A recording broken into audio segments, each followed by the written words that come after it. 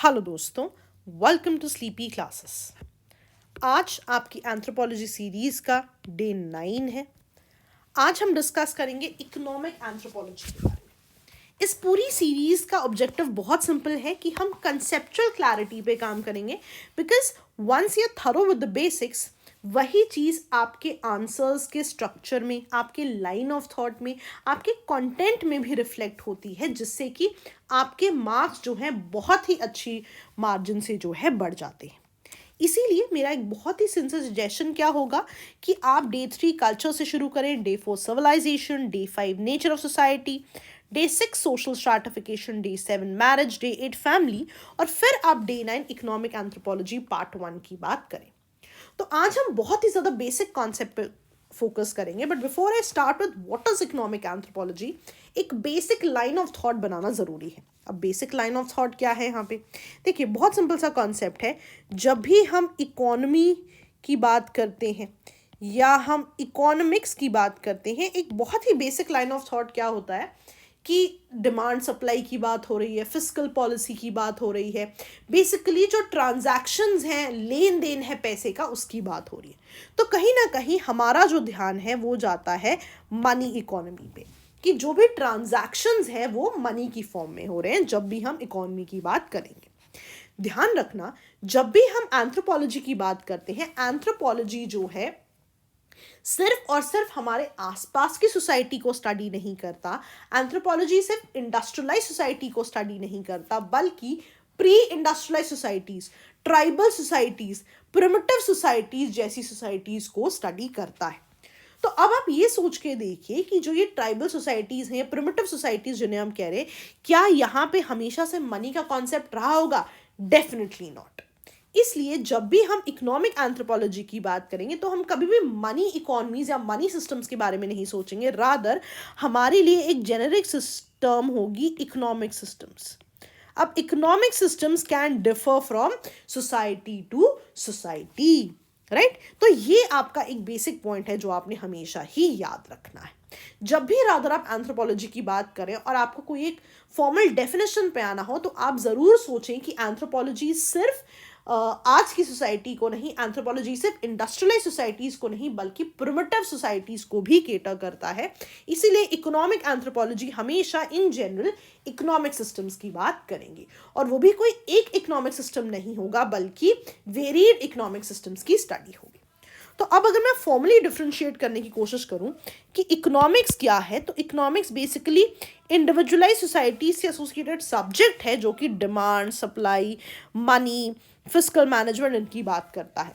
लेकिन जब भी हम इकोनॉमिक एंथ्रोपोलॉजी की बात करेंगे, हमें पता है कि एंथ्रोपोलॉजी कंपैरेटिव स्टडी कर रहा है of a lot of societies, यानी कि इकोनॉमिक एंथ्रोपोलॉजी एक कंपैरेटिव स्टडी, एक क्रॉस कल्चरल स्टडी है। Study of what? Study of economic systems of various societies. तो जब भी हम इकोनॉमिक एंथ्रोपोलॉजी की बात करें, इवन इफ आपको डेफिनेशन एग्जैक्टली याद ना हो, आपको अगर बेसिक्स पता है, तो आप कोट कर सकते हैं कि एक क्रॉस कल्चरल कंपैरेटिव स्टडी है इकोनॉमिक सिस्टम्स की विद इन वेरियस सोसाइटीज, जब भी हम इकोनॉमिक एंथ्रोपोलॉजी की बात करें। और इसके बहुत ज़्यादा एग्जाम्पल्स भी होते हैं, केस स्टडीज़ भी होते हैं कि how economic system differs from society to society, जिसके 3 बहुत अच्छी केस स्टडीज़ हैं। मैं आपको हमेशा कहती हूँ केस स्टडीज़ के एग्जाम्पल की आप अलग शीट बना लीजिए, सो दैट आपको पता हो किस टॉपिक पे क्या केस स्टडीज कोट करनी है। पहला एग्जाम्पल है आपका बार्टर सिस्टम। यहाँ पे एग्जाम्पल है सनहाली एंड वेदा ऑफ श्रीलंका। तो सनहाली और वेदा जो है 2 डिफरेंट तरीके की कम्युनिटीज़ हैं। सनहाली जो है ये एग्रीकल्चर से एसोसिएटेड कम्युनिटीज़ है। सो बेसिकली जो गांव में लोग रहते हैं, जो एग्रीकल्चर रहते हैं, वो है सनहाली ऑफ श्रीलंका। और जो फॉरेस्ट ड्वेलर्स होते हैं, जो फॉरेस्ट प्रोड्यूस पे डिपेंड करते हैं, जो फॉरेस्ट में रहते हैं, उनको आप कहते हो वेदा। तो जब भी दोनों कम्युनिटीज़ को, लेट्स से कि अगर सनहालीज को फॉरेस्ट प्रोड्यूस की ज़रूरत है, तो एक बार्टर सिस्टम होता है जहाँ सनहाली जो है अपना एग्रीकल्चर प्रोड्यूस वेदास को देते हैं, और इन टर्न वेदा जो है फॉरेस्ट प्रोड्यूस सनहालीज को देते हैं। Similarly if Vedas want something, तो अगेन एक्सचेंज हो जाता है। तो ये भी एक तरह का इकोनॉमिक सिस्टम है जहाँ पे पैसे की बात नहीं है, मनी की बात नहीं है, but goods are exchanged in the economic system depending upon किसको कितनी नेसेसिटी है। This is one sort of economic system. दूसरी तरह का इकोनॉमिक सिस्टम होता है कुला एक्सचेंज। कुला एक्सचेंज जो है बहुत ही इंपॉर्टेंट स्टडी है मैलिनोस्की की, जो कि हम बहुत बार जो है डिस्कस करेंगे आगे भी। कुला एक्सचेंज में बेसिकली गिफ्ट एक्सचेंज होता है, लेकिन gifts are not exchange due to some economic gains या let's say due to the necessity of let's say some goods और सर्विसेज। रादर खुला एक्सचेंज होता है कि इन गिफ्ट्स एक्सचेंज करने की वजह से किसी को जो भी सोशल स्टेटस मिलता है, जो भी सोशल एक्सेप्टेंस मिलती है, उसके लिए गिफ्ट एक्सचेंज किए जाते हैं, जिसे कुला रिंग सेरेमनी भी कहते हैं। राइट, सो आप देख रहे हो बार्टर सिस्टम में कुछ और तरीके का इकोनॉमिक सिस्टम है, यहाँ पे एजेंडा कुछ है एक्सचेंज का। सिमिलरली कुला exchange has a entirely different motive behind this economic system. Similarly जो पोटलैश है ब्रिटिश कोलंबियंस का, यहाँ पे जो चीफ ऑफ द ट्राइब होता है वो वेल्थ को रीडिस्ट्रीब्यूट कर देते हैं between different people of the tribe. So this is also a different type of economic system. So all I'm trying to tell you is जब भी हम economic anthropology की बात करेंगे, हम different economic systems की बात करेंगे, उनका comparison करेंगे, उनकी cross cultural study करेंगे, तब हम economic anthropology की बात कर सकते हैं। ठीक है जी, सिंपल था, बेसिक समझ में आ गया आपको। और आगे बढ़ते हैं। So according to Herskovits, if I want to write a formal definition, इनके हिसाब से इकोनॉमिक एंथ्रोपोलॉजी एक ऐसी एंथ्रोपोलॉजिकल थ्योरी है जो कंसर्न करती है with the interaction between man, his environment and his traditions. अभी तक मैंने बात की कि इकोनॉमिक सिस्टम्स हैं, राइट, लेकिन यहाँ मैं कह रही हूँ कि इकोनॉमिक एंथ्रोपोलॉजी इंटरेक्शन है between man and his traditions. Why am I focusing on the traditions? Because किसी भी सोसाइटी में कोई भी सिस्टम हो, इट विल डिपेंड अपॉन कि उस सोसाइटी के बिलीफ सिस्टम्स क्या है, उस सोसाइटी का कल्चर कैसा है, उस सोसाइटी का रिलीजन कैसा है, उनके मॉरल्स कैसे हैं। फॉर एग्जाम्पल जब हम कुला रिंग सेरेमनी या कुला एक्सचेंज की बात करते हैं, यहाँ पे गिफ्ट एक्सचेंज का मोटो इकोनॉमिक नहीं है बट सोशल है, right. So this actually depends upon कि किस तरह की सोसाइटी एग्जिस्ट कर रही है। सो सोसाइटीज कैसे बन रही हैं, कि उनके ट्रेडिशंस क्या है, उनके कल्चर क्या है। रादर जब हम एंथ्रोपोलॉजी की बात करते हैं, बहुत लंबे समय तक एंथ्रोपोलॉजी में हर चीज़ को as a part of culture पढ़ा गया, और इसको बहुत बड़ा ड्रॉबैक माना जाता है कि इकोनॉमिक एंथ्रोपोलॉजी को अलग से पढ़ा ही नहीं गया, जो इकोनॉमिक सिस्टम्स हैं उनकी अलग स्टडी की ही नहीं गई। ओनली व्हेन मैलिनोस्की ने कुला रिंग सेरेमनी पे स्टडी किया, उसके बाद इकोनॉमिक एंथ्रोपोलॉजी या जो इकोनॉमिक एस्पेक्ट है कल्चर का, उसको अलग से स्टडी किया जाने लगा। इसीलिए मैलिनोस्की को फाउंडर ऑफ इकोनॉमिक एंथ्रोपोलॉजी भी कहते हैं। And he has mentioned the idea of कुला ring in his work called Argonauts of Western Pacific. very very important, आपको डेफिनेटली पता होना चाहिए। लेकिन अभी भी एक शुरुआत हुई है स्टडी की, बहुत ज़्यादा एकेडमिक डिसिप्लिन जैसे या लेट्स से इसको डिफ्रेंशिएट नहीं किया गया इकोनॉमिक्स से। ये तभी हुआ जब सब्सटैंटिविज्म की प्रॉपर थ्योरी आई। अब सब्सटैंटिविज्म क्या है, ध्यान दीजिएगा, इकोनॉमिक एंथ्रोपोलॉजी के दो स्कूल्स हैं या दो पर्सपेक्टिव्स माने जाते हैं, फॉर्मलिज्म और सब्सटैंटिविज्म, राइट। तो फॉर्मलिस्ट और सब्सटैंटिविस्ट क्या कहते हैं, इनको समझते हैं। अब पीपल लाइक हर्कोविट्ज, सैलिसबरी, श्नाइडर जो हैं, ये फॉर्मलिज्म के प्रोपोनेंट्स हैं। इनके हिसाब से इकोनॉमिक सिस्टम्स किस लिए बनते हैं, इकोनॉमिक सिस्टम्स बनते हैं बिकॉज ह्यूमन की वांट्स अनलिमिटेड है लेकिन रिसोर्सेज लिमिटेड है। तो वो इस तरह के सिस्टम्स बनाएगा जहां पे मैक्सिमम बेनिफिट हो सके उन्हें इन लिमिटेड रिसोर्सेज से, राइट। तो इनके हिसाब से चार बेसिक प्रिंसिपल्स हैं जिन पे फॉर्मलिज्म काम करता है। पहला प्रिंसिपल क्या है, प्रिंसिपल ऑफ मैक्सिमाइजेशन, यानी कि जो भी चीज़ आपको चाहिए आपको उससे मैक्सिमम बेनिफिट मिले, मैक्सिमम यूटिलिटी मिले। दूसरा वो कह रहे हैं हमेशा ही इकोनॉमिक सिस्टम रैशनल होते हैं। रैशनैलिटी का मतलब क्या है, रैशनैलिटी का मतलब है लॉजिकल, कि डिपेंडिंग अपॉन जो अवेलेबल इन्फॉर्मेशन है कुछ इस तरह से काम किया जाता है कि प्रॉफिट्स जो है मैक्सिमम हो और लॉस जो है मिनिमम हो, generating profits and preventing loss. यानी कि जो ये अनलिमिटेड वांट्स हैं, अब अनलिमिटेड वांट्स तो पूरी नहीं की जा सकती, क्योंकि रिसोर्सेज लिमिटेड है, इसीलिए मैक्सिमाइजेशन की बात होती है depending upon the available information. लेकिन पैरेलली ये भी ध्यान देना ज़रूरी है कि स्कार्सिटी तो हमेशा ही रहेगी, रिसोर्सेज लिमिटेड हमेशा ही रहेंगे, इसीलिए ऐसी प्रॉपर्टीज़ बनाई जाती हैं कि लिमिटेड मीन्स से ही अनलिमिटेड वांट्स जो हैं आपकी पूरी हो सके। लेकिन पैरेलली एक और चीज पे ध्यान देने को कहते हैं फॉर्मलिस्ट, वो कहते हैं law of diminishing marginal utility हमेशा ही रहेगा। मार्जिनल यूटिलिटी क्या होता है, जब कुछ आपको एडिशनल, जब आप यूनिट कंज्यूम करते हो तो एडिशनल सेटिस्फैक्शन मिलती है। लेकिन अकॉर्डिंग टू फॉर्मुलिस्ट ये जो है मार्जिनल यूटिलिटी, ये जो एक्स्ट्रा सेटिस्फैक्शन है, ये इवेंचुअली डिमिनिश होती जाएगी, कम होती जाएगी, कि एक ऐसा थ्रेशोल्ड आएगा सेटिस्फैक्शन का कि वहां पे पहुंचने के बाद कितना भी आपको एक्स्ट्रा सामान दिया जाए, आपका जो सेटिस्फैक्शन लेवल है वो और नहीं बढ़ पाएगा। तो ये चारों चीजें जो है फॉर्मुलिज्म में आती हैं। फॉर्मुलिस्ट कहते हैं कि अकॉर्डिंग टू दीज 4 प्रिंसिपल जो है सारे के सारे इकोनॉमिक सिस्टम्स जो हैं बनाए जाते हैं।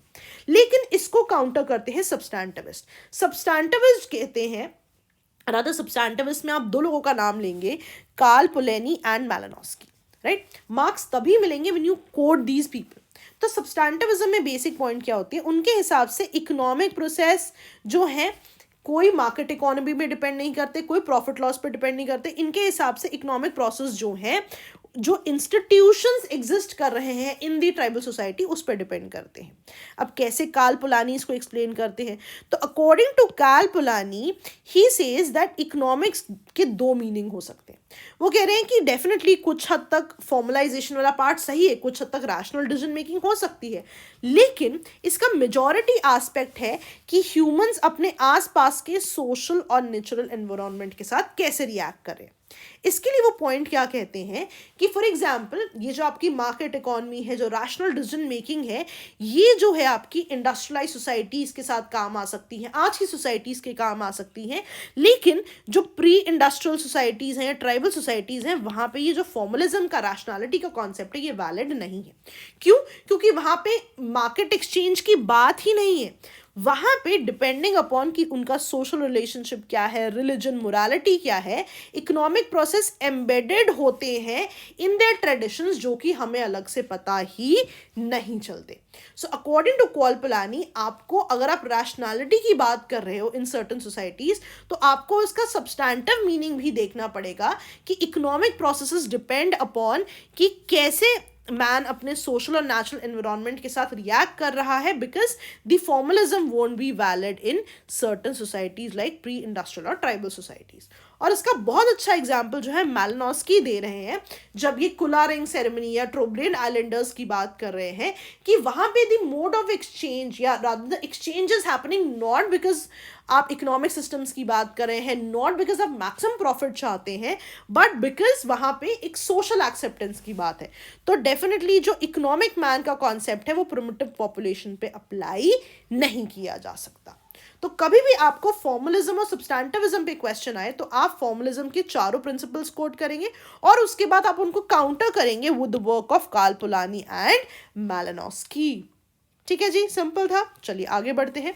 अब इनका क्रिटिसिज्म किया गया है, तो ध्यान रखना, हम हमेशा कोशिश करते हैं कि हम अपनी अंडरस्टैंडिंग से क्रिटिसिज्म दें, जो आप डेफिनेटली दे सकते हैं, लेकिन if you want to score more than 300 तो make sure you quote the relevant thinker, relevant anthropologist. तो according to Pratis, there are certain issues with substantivism. According to him substantivism में जो constraints हैं कि economic system ऐसा ही होगा, वो situational भी हो सकते हैं दैन सिस्टमिक। देखिए सब्सटैंटिविस्ट ने क्या कहा कि डिपेंडिंग अपॉन कि इंस्टीट्यूशन कैसा है, कैसा रिलीजन है, उस तरीके या लेट्स से कैसे सोशल बिलीव्स हैं, कैसे सोशल सिस्टम्स हैं, उस हिसाब से आपका इकोनॉमिक सिस्टम होगा। But according to practice he says कि what if all these things are not systemic, what if these were just designed because of the situation those people were into? ऐसी भी तो पॉसिबिलिटी है। At the end of the day जो भी चीज़ें deduce की गई हैं, जो भी चीज़ें आज हमें पता है, वो डिडक्शंस हैं, राइट। इसका मतलब है कि these could have been situational than systematic. हो सकता है कि ये जान के नहीं बनाई गई हों, बट उस समय सिचुएशंस ऐसी हो कि इस तरह के सिस्टम्स बन गए। एक और चीज़ वो क्या कहते हैं कि जब आप स्कार्सिटी की बात कर रहे हो, स्कार्सिटी तो किसी भी सोसाइटी में हो सकती है, स्कार्सिटी का प्रिंसिपल जरूरी तो नहीं है कि प्रिमिटिव सोसाइटी में, इंडस्ट्रियलाइज सोसाइटीज में हो। तो किस तरह से आप इन दोनों में देन डिफरेंशिएट करोगे, राइट। ऑल्सो फॉर्मलिज्म की जब भी बात होती है तो फॉर्मलिज्म के लिए ही सेज कि आप कहते हैं फॉर्मलिज्म में यूटिलिटी मैक्सिमम करते हैं आप, कि प्रॉफिट मैक्सिमम हो, लॉस मिनिमम हो। लेकिन ये भी तो एक तरह की डिडक्शन भी है, हो सकता है कि ये चीज़ भी सिस्टमिक नहीं हो लेकिन सिचुएशनल हो।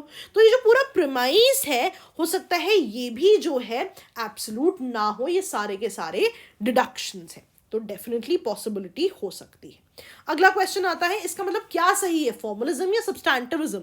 आपने ध्यान रखना है जब आप एग्जाम में कोट करेंगे, you will not right what you think is right, लेकिन आप फॉर्मली जिसने जो कहा है आप उनके वर्डिक्स को जो है डेफिनेटली कोट करेंगे.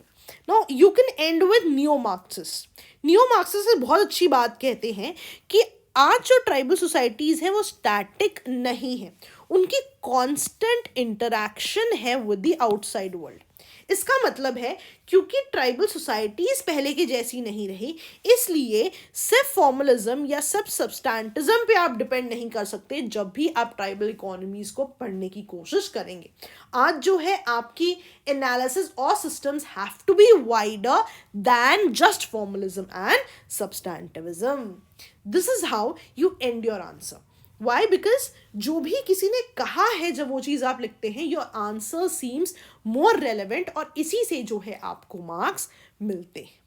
ठीक है जी. So I hope you understood economic anthropology एक बहुत ही वाइडर अरीना की बात करता है than just money economy. You have understood the case studies, आपने फॉर्मलिज्म और सब्सटैंटिविज्म का भी डिफरेंस समझा है और आपने नियो मार्क्सिस्ट का भी जो प्रोपोनेंट्स हैं जो वो कहते हैं कि सिर्फ एक ही तरीके से आप एप्लीकेशन बेस्ड बातें नहीं कर सकते, उसको भी आपने समझा है. So that was all for today. Next lecture में जो इस चैप्टर का पेंडिंग पार्ट है उसको हम डिस्कस करेंगे and will keep on moving forward with your entire lecture series. तो हमेशा की तरह जैसे मैं कहती हूँ, कोशिश करिए कि आप सीक्वेंस में डे 3, डे 4, डे 5, डे 6, 7, 8 और फिर आज का लेक्चर देखें, तो आप देखेंगे कि आपको बहुत ही क्लैरिटी से जो है ये सारे कॉन्सेप्ट समझ में आ जाएंगे. तो that was all from my end. I hope I could contribute in your preparation थोड़ा सा भी. तो ऑल द बेस्ट दोस्तों, कीप स्टडीइंग. Bye bye.